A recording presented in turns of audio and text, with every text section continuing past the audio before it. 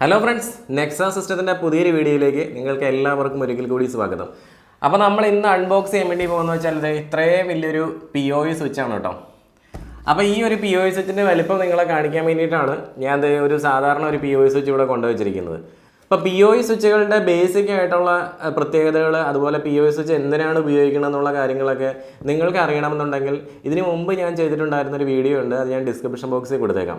അപ്പോൾ നമ്മുടെ ഇന്നത്തെ ഈ ഒരു POE സ്വിച്ചിൻ്റെ വീഡിയോ എന്ന് പറഞ്ഞാൽ കുറച്ചും കൂടി അഡ്വാൻസ്ഡ് ആയിട്ട് ലെവലിൽ POE സ്വിച്ചുകൾ എന്താണെന്ന് നമുക്ക് പരിചയപ്പെടാൻ വേണ്ടിയിട്ടും അതുപോലെ തന്നെ ഈ ഒരു ഹിക്വിഷൻ്റെ POE സ്വിച്ച് അൺബോക്സ് ചെയ്യാൻ വേണ്ടിയിട്ടുമാണ് നമ്മൾ ഇന്ന് പോകുന്നത്. ഓക്കെ, ഇപ്പോൾ സാധാരണ ക്യാമറകൾ നമ്മൾ 4 എണ്ണം ആണെങ്കിലും 8 എണ്ണം ആണെങ്കിലും 16 എണ്ണം ആണെങ്കിലും ഇനിയിപ്പോൾ 50 എണ്ണം ഇൻസ്റ്റലേഷൻ ചെയ്താൽ പോലും നമ്മൾ എല്ലാം നമ്മുടെ DVRലേക്ക് എല്ലാ കേബിൾസ് നമ്മുടെ DVRലേക്ക് കൊണ്ടുവന്ന് നമ്മൾ കണക്ട് ചെയ്തിട്ടാണ് നമ്മൾ ഇൻസ്റ്റലേഷൻ ചെയ്തുകൊണ്ടിരിക്കുന്നത്. പക്ഷേ നമ്മുടെ IP ക്യാമറകൾ 4 എണ്ണവും 8 എണ്ണവും ഒക്കെ നമ്മൾ ഇൻസ്റ്റലേഷൻ ചെയ്യുമ്പോൾ നമ്മൾ ഈ രീതി പിന്തുടർന്നാലും ഒരു 16 എണ്ണോ 32 എണ്ണോ 48 എണ്ണോ ഒക്കെ ആയി ക്യാമറകൾ മാറുന്ന സമയത്ത് IP ക്യാമറയുടെ ഡിസൈനിങ്ങിൽ എൻറ്റയർ ചേഞ്ച് ആണ് വരുന്നത്. അതായത് IP ക്യാമറ അപ്പോൾ നമ്മൾ ഡിസൈൻ ചെയ്യണതിന് തന്നെ ഒരു കഴിവുണ്ടായിരിക്കണം.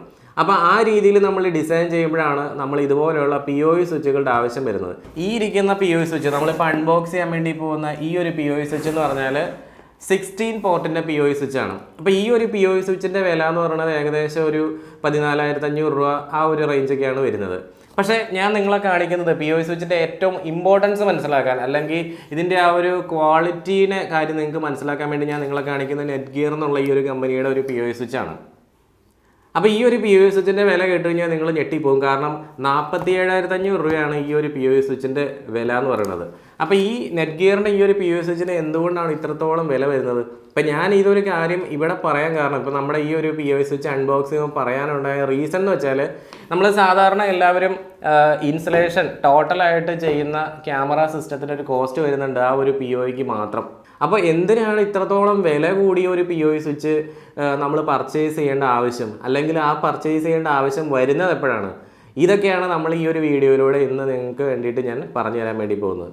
അപ്പോൾ ഈ വീഡിയോ നിങ്ങൾ പൂർണ്ണമായിട്ടും കാണാൻ നോക്കുക. ഓക്കെ, അപ്പോൾ നിങ്ങൾക്ക് ഇഷ്ടപ്പെട്ട് കഴിഞ്ഞാൽ ലൈക്ക് ചെയ്യുക, അതുപോലെ തന്നെ പുതിയ വീഡിയോസിന് വേണ്ടിയിട്ട് ഈ ഒരു ചാനലൊന്ന് സബ്സ്ക്രൈബ് ചെയ്ത് വയ്ക്കുക.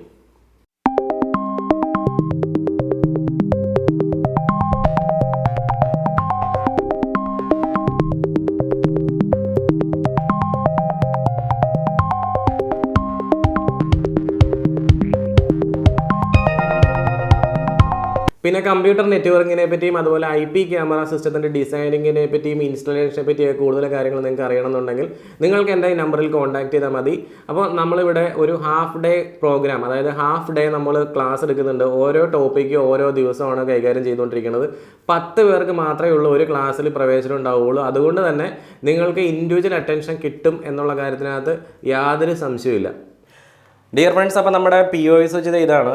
ഹിക്വിഷൻ്റെ ഈ ഒരു POE സ്വിച്ച് ഒരു റാക്ക് മൗണ്ടബിൾ POE സ്വിച്ചാണ്. നമുക്ക് ഈസി ആയിട്ട് റാക്കിൽ കണക്ട് ചെയ്യാവുന്ന ടൈപ്പാണ്. പിന്നെ അതേപോലെ തന്നെ ഈ ഒരു സ്വിച്ച് എന്ന് പറയുന്നത് 16 പോർട്ട് ജിഗാബിറ്റ് പോർട്ടാണ്, അതായത് 16 പോർട്ടുകളും ജിഗാബിറ്റാണ്. പിന്നെ വേറൊരു കാര്യം എന്ന് വെച്ചാൽ ഇത് IEEE 802.3AF80 സ്റ്റാൻഡേർഡുകളിൽ വർക്ക് ചെയ്യുന്നതാണ്. ഈ ഒരു സ്റ്റാൻഡേർഡ് എന്താണെന്ന് മനസ്സിലാക്കണമെന്നുണ്ടെങ്കിൽ നിങ്ങൾ കഴിഞ്ഞ വീഡിയോ കണ്ടാൽ മതി, അതിനകത്ത് ഞാൻ ഇതിനെപ്പറ്റി വ്യക്തമായിട്ട് പറഞ്ഞിട്ടുണ്ട്. അതുപോലെ ഓരോ പോർട്ടിൻ്റെയും മാക്സിമം പവർ എന്ന് പറയുന്നത് 30 വാട്ട്സ് ആണ്. പിന്നെ easy plug and play installation ആണെന്ന് പറഞ്ഞിട്ടുണ്ട്. 6 kV സർജ് പ്രൊട്ടക്ഷനും ഈ ഒരു POEക്ക് വരുന്നുണ്ട്. അപ്പോൾ ഇതിങ്ങനെ ഓപ്പൺ ചെയ്ത് വെച്ച് കഴിയുമ്പോൾ നിങ്ങൾക്ക് ഇവിടെ കാണാൻ കഴിയുന്നുണ്ട്. വളരെ സേഫായിട്ട് വെച്ചിട്ടുണ്ടായിരുന്ന നമ്മുടെ എല്ലാ ഹിക്വിഷൻ്റെ ഡിവൈസുകളിലും കാണുന്ന ടൈപ്പുള്ള ഒരു ഇൻസ്റ്റലേഷൻ മാനുവൽ. പിന്നെ ഇവിടെ കൊടുത്തിരിക്കുന്നത് ഒരു പവർ കോഡാണ്, നല്ല ക്വാളിറ്റിയുള്ള ഒരു പവർ കോഡ്. പിന്നെ ഈ ഒരു ഡിവൈസ് റാക്ക് മൗണ്ടബിൾ ആണെന്ന് ഞാൻ നേരത്തെ പറഞ്ഞു. അപ്പോൾ നമുക്ക് റാക്കിൽ ഈസി ആയിട്ട് സെറ്റപ്പ് ചെയ്യാൻ വേണ്ടിയിട്ടുള്ള ഒരു റാക്ക് മൗണ്ടബിൾ യൂണിറ്റ് ഇതിനോടൊപ്പം വരുന്നുണ്ട്.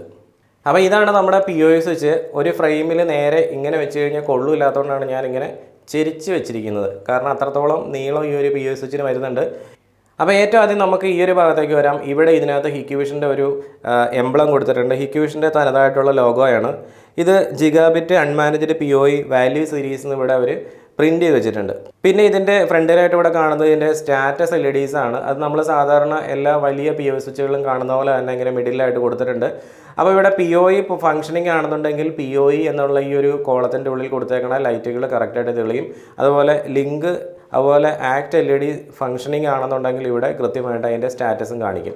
പിന്നെ ഇങ്ങോട്ടേക്ക് ഇച്ചിരി മാറി വന്നു കഴിഞ്ഞാൽ ഇവിടെയാണ് നമ്മുടെ പ്രധാനപ്പെട്ട ഘടകങ്ങൾ ഇരിക്കുന്നത്. അതായത് ഇവിടെ നമുക്ക് 1 മുതൽ 16 പോർട്ടുകൾ ഇവിടെ കൊടുത്തിട്ടുണ്ട്. കാരണം ഇതൊരു 16 പോർട്ട് POE സ്വിച്ചാണ്. പിന്നെ നിങ്ങളിവിടെ അപ്ലിങ്ക് പോർട്ട് നോക്കിക്കഴിഞ്ഞാൽ കാണാൻ കഴിയില്ല. ഇതുപോലത്തെ ഒരു എതർനെറ്റ് പോർട്ടല്ല അപ്ലിങ്ക് വരുന്നത്. അപ്ലിങ്ക് വരുന്നത് SFP മൊഡ്യൂൾ വെച്ചിട്ട് നമുക്ക് കണക്ട് ചെയ്യാൻ വേണ്ടിയിട്ടുള്ള SFP പോർട്ടാണ്. അതായത് 17ഉം 18ഉം. അപ്പോൾ 2 അപ്ലിങ്ക് പോർട്ടുകൾ ഉണ്ടെന്ന് ഇവിടെ പറഞ്ഞിട്ടുണ്ടെങ്കിലും അത് രണ്ടും ഫൈബർ ഔട്ട് നമുക്ക് എടുക്കാനുള്ളതാണ്. നിങ്ങൾക്ക് SFP മൊഡ്യൂൾ വാങ്ങിച്ചു കഴിഞ്ഞാൽ ഇതിലേക്ക് കണക്ട് ചെയ്ത് കഴിഞ്ഞാൽ അത് കറക്റ്റായിട്ട് വർക്ക് ചെയ്തോളും. SFP എന്ന് പറഞ്ഞാൽ സിമ്പിൾ ഫോം ഫാക്ടർ പ്ലഗബിൾ എന്ന് പറഞ്ഞ ഒരു ഡിവൈസാണ്. അപ്പോൾ നമ്മുടെ ആ 17ാമത്തെയും 18ാമത്തെയും സ്റ്റാറ്റസ് കാണിക്കുന്നത് ഈ ഒരു സ്ഥലത്ത് തന്നെയാണ്. ഇവിടെ ആയിരിക്കും അതിൻ്റെ ലിങ്ക് അപ്പാണോ ഡൗൺ ആണോ എന്ന് കാണിക്കുന്നത്. നിങ്ങൾക്ക് എല്ലാവർക്കും അറിയാം, ഏതൊരു ക്യാമറ വർക്ക് ചെയ്യണമെന്നുണ്ടെങ്കിലും അതിനൊരു പവർ ആവശ്യമാണ്. അപ്പോൾ നമ്മുടെ ഈ POE സ്വിച്ചുകളുടെ ഈ പോർട്ടാണ് ശരിക്കും പറഞ്ഞാൽ പവർ തരുന്നതും ഡാറ്റ തരുന്നതും. അതായത് പവറും ഡാറ്റയും ഒരുമിച്ചാണ് ഈ ഒരു പോർട്ടിൽ നിന്ന് പോകുന്നത്. ഓരോ ക്യാമറയ്ക്കും നമ്മൾ ഉപയോഗിക്കുന്ന 2MB ക്യാമറയാണെങ്കിൽ അതിനൊരു വാട്ടേജ്, 4MB ക്യാമറയാണെങ്കിൽ അതിനൊരു വാട്ടേജ്, 6MB ക്യാമറയാണെങ്കിൽ മറ്റൊരു വാട്ടേജ്, 8MB ക്യാമറയാണെങ്കിൽ അല്ലെങ്കിൽ 4K ക്യാമറയാണെന്നുണ്ടെങ്കിൽ അതിന് വേറൊരു വാട്ടേജാണ് വരുന്നത്. അപ്പോൾ ഈ ഓരോ ക്യാമറകളുടെ കമ്പനികൾ മാറുന്നതിനനുസരിച്ചും ഇതുപോലെ തന്നെ അതിൻ്റെ ബാക്കിയുള്ള ക്വാളിറ്റീസ് മാറുന്നതിനനുസരിച്ചും ഇതിൻ്റെ പവർ കൺസപ്ഷൻ, ക്യാമറയുടെ പവർ കൺസപ്ഷനിൽ വ്യത്യാസം വന്നുകൊണ്ടിരിക്കും. അപ്പോൾ നമ്മുടെ ഈ ഒരു സാധാരണ ഒരു POE സ്വിച്ച് ആണ് നമ്മൾ യൂസ് ചെയ്യണമെന്നുണ്ടെങ്കിൽ ഈ സാധാരണ POE സ്വിച്ചിൻ്റെ മാക്സിമം പവർ ഔട്ട്പുട്ട് എന്ന് പറയുന്നത് 35 വാട്ട്സ് ആണ് മാക്സിമം. അപ്പോൾ ഈ ഒരു POE സ്വിച്ചിൻ്റെ പവർ ഔട്ട്പുട്ട് എന്ന് പറഞ്ഞാൽ 125 വാട്ട്സ് ആണ്. അപ്പോൾ നിങ്ങളിങ്ങനെ എഴുതുക, നമ്മളിപ്പോൾ ഒരു 8 വാട്ട്സ് പവർ കൺസപ്ഷൻ ഉള്ള 4 ക്യാമറ നമ്മൾ എടുത്ത് വിചാരിക്കുക. 4 × 32. അപ്പോൾ 32 വാട്ട്സ് ആണ് നമ്മുടെ ടോട്ടൽ ക്യാമറകൾ കണക്ട് ചെയ്യുമ്പോൾ വരുന്ന പവർ കൺസപ്ഷൻ. അപ്പോൾ ഈ ഒരു POE നമ്മൾ എടുത്തു കഴിഞ്ഞാൽ ഇതിൻ്റെ മാക്സിമം ഔട്ട്പുട്ട് എന്ന് പറഞ്ഞാൽ 35 വാട്ട്സ് ആണ്. അപ്പോൾ ഇത് ശരിക്കും പറഞ്ഞാൽ ആ 4 ക്യാമറകൾ ഇതിനകത്ത് കൃത്യമായിട്ട് അങ്ങോട്ട് കൊള്ളുന്നേ ഉള്ളൂ.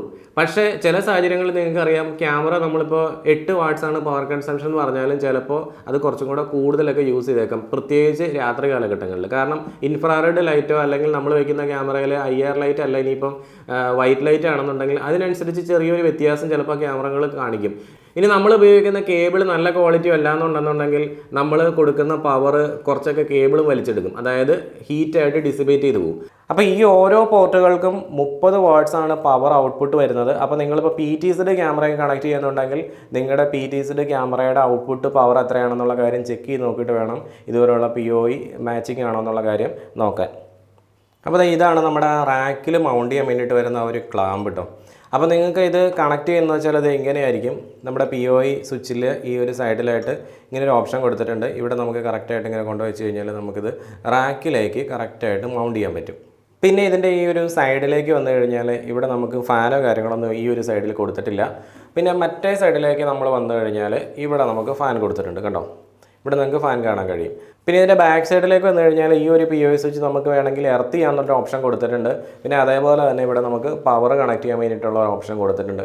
വേറെ പ്രത്യേകിച്ച് കാര്യങ്ങളൊന്നുമില്ല. ഇനി ഇതിൻ്റെ അടിവശത്ത് വന്നു കഴിഞ്ഞാൽ ഇവിടെ ഒന്നുമില്ല, ഇതൊരു പ്ലെയിൻ ആയിട്ടുള്ളൊരു സർഫസാണ് വരുന്നത് കേട്ടോ.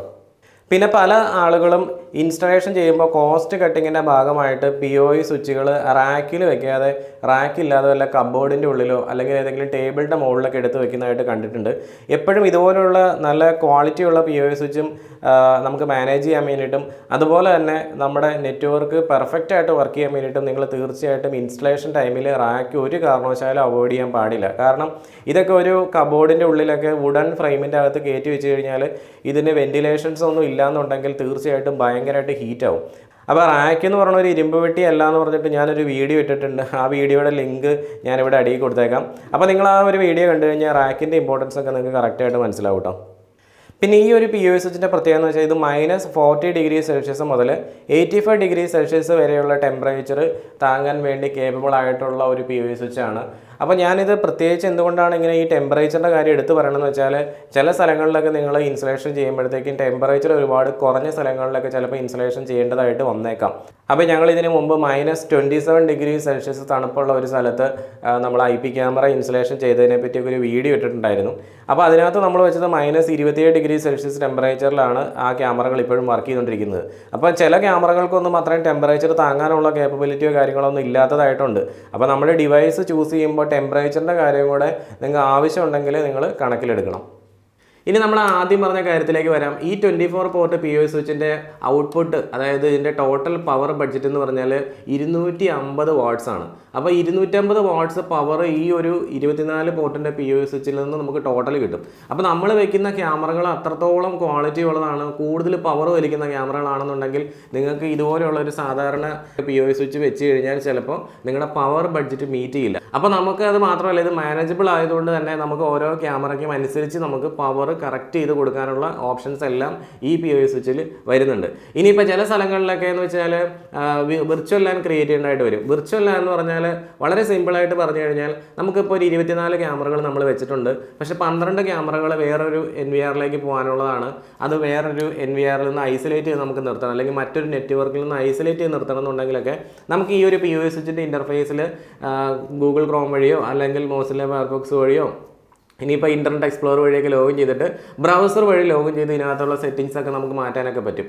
അതുപോലെയുള്ള കാര്യങ്ങളൊക്കെ, അഡ്വാൻസ്ഡ് ഉള്ള കാര്യങ്ങളൊക്കെ ഈ ടൈപ്പ് POE സ്വിച്ചുകളിൽ വരുന്നുണ്ട്. അതുകൊണ്ടാണ് ഇത്രത്തോളം കോസ്റ്റ് ഇതിന് വരുന്നത്. അപ്പോൾ അത് ചില സ്ഥലങ്ങളിലൊക്കെ ഇതിൻ്റെ ആവശ്യമുള്ളത് കൊണ്ടാണ് ഇതുപോലെയുള്ള POE സ്വിച്ച് വേണ്ടി വരിക. അപ്പോൾ IP ക്യാമറ സിസ്റ്റത്തിൻ്റെ ഹാർട്ട് എന്ന് പറഞ്ഞാൽ ശരിക്കും പറഞ്ഞാൽ ഇതുപോലുള്ള POE സ്വിച്ചുകളാണ്. അപ്പോൾ നല്ലൊരു POE സ്വിച്ച് നമ്മൾ പർച്ചേസ് ചെയ്തെങ്കിൽ മാത്രമേ ഉള്ളൂ നമുക്ക് നല്ലൊരു നെറ്റ്വർക്ക് സിസ്റ്റം ഡെവലപ്പ് ചെയ്യാൻ പറ്റുള്ളൂ എന്നുള്ള കാര്യം പറഞ്ഞുകൊണ്ട് നമുക്ക് ഈ ഒരു വീഡിയോ വൈൻഡപ്പ് ചെയ്യാം. അടുത്ത ദിവസം മറ്റൊരു വീഡിയോ ആയിട്ട് വീണ്ടും കാണാം.